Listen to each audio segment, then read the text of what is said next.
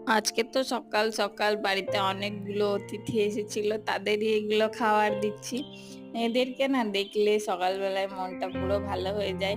আজকে অনেকগুলো এসেছিল, এদেরকে খাবার দিয়ে তারপর আমিও চলে গেছিলাম রান্নাঘরে। আর আজকে সকালে বানিয়েছিলাম পাস্তা, তারপর খেয়ে দিয়ে তো বিকালেও একটু বেরিয়েছিলাম।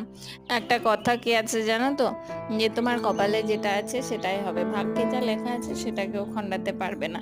কিন্তু এগুলো আবার অনেকেই বিশ্বাস করে না। অনেকেই ভাবে যে নিজের থেকে যেটা করা হয় নিজের চেষ্টাতে অনেক কিছু হয়। হ্যাঁ, সেটা ঠিক, অনেক কিছু নিজের চেষ্টাতেও হয়। কিন্তু তোমার কপালে না থাকলে সেই চেষ্টাটুকু যতই করো না কেন সেটাতে তুমি সফল হতে পারবেই না। যাই করো না কেন, তুমি যেটাই করতে যাবে এক পা এগোলে চার পা পিছিয়ে আসবে, একেই বলে কপাল।